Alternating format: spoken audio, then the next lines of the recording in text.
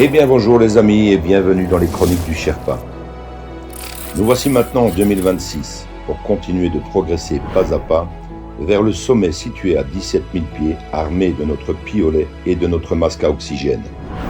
Avec 100 épisodes dans les crampons, nous poursuivons lentement notre longue ascension avec nos analyses de 2023 jusqu'en 2025 au travers de nombreux sujets clivants édités en podcast par une très belle cordée d'âmes éveillées. Pour les nouveaux arrivés, reportez-vous à la playlist des tout premiers épisodes afin de vous imprégner des débuts de l'aventure et acquérir les clés de compréhension nécessaires qui vous aideront tout au long de ce voyage hors du temps du projet Looking Glass. Pensez à vous abonner à la chaîne et cliquez sur le pouce si vous en appréciez le travail. Merci à toute l'équipe de la Z-Team qui œuvre sans compter ses heures pour offrir ces infos à l'humanité. Rendez-vous au sommet pour contempler le nouveau monde avec la vision à 360 degrés de Sherpa One ainsi que de MF Révélation et Métamorphose. Bonne écoute à tous et à toutes. Where we go one, we go all.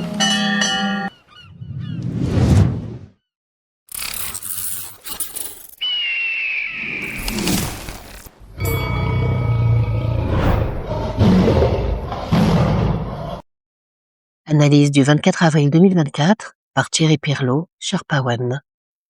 Les différentes oppositions contrôlées qu'on appelle OC. Il existe 5 catégories d'OC. 4 œuvrent pour le Deep State, l'État profond, une œuvre pour l'Alliance militaire, et possiblement bien plus sous contrôle de l'Alliance à cette heure. La première catégorie, les collabos du système, par mimétisme ou par lâcheté. Exemple, la majorité des médecins qui ont joué le jeu du gouvernement en procédant aux injections par peur de représailles de l'ordre des médecins ou par peur de se distinguer de leurs collègues. C'est la grande majorité et cela concerne de très nombreuses professions, des hôpitaux aux écoles, en passant par le journalisme de la presse écrite et des médias mainstream, jusqu'aux patrons d'entreprises, des banques, etc. Cette première catégorie n'est pas à proprement parler une vraie opposition. Ce sont en fait les cons du dîner de cons qui travaillent pour le gouvernement, à l'insu de leur plein gré, même s'ils ont réalisé, pour la plupart, que ce qu'ils font est illégal. La deuxième catégorie, les OC qui le deviennent suite à des menaces de mort sur leur personne ou sur leur famille, que ce soit par les renseignements généraux, RG, et ou par les mercenaires du système. Cela touche également de nombreux secteurs socio-professionnels ayant une grande importance pour les plans de l'État profond. La troisième catégorie, les mercenaires ou OC par appât du gain. Ce sont les plus dangereux. Salariés de l'ordre établi, ils font partie de tous les milieux socio-professionnels de haut niveau.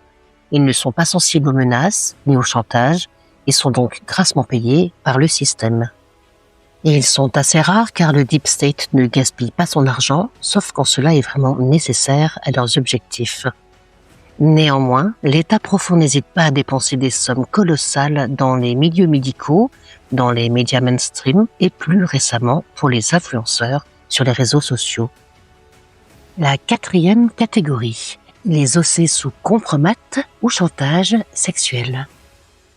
C'est un chantage à vie, après avoir été invité dans un château ou une autre sauterie organisée sur une île et planifiée à dessein pour compromettre l'intéressé par le biais de caméras filmant leur comportement.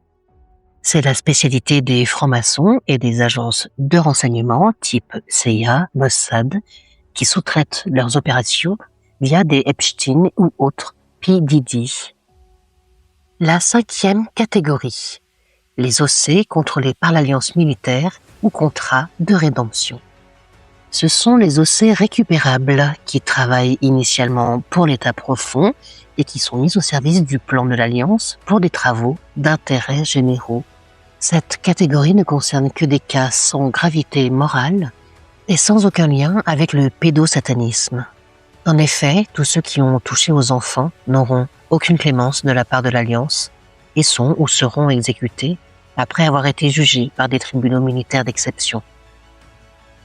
Notez bien qu'il est fort possible à cette heure que des OC reconnus avec certitude, depuis longtemps, appartiennent désormais à la 5e OC de l'Alliance, celle des travaux de rédemption. Ce sont des agents doubles, avec des narratifs différents, tous dictés par l'Alliance, et qui œuvrent pour le grand réveil des masses. Il m'a fallu un long travail préalable pour être aujourd'hui en mesure de discerner la plupart de ces différentes oppositions contrôlées.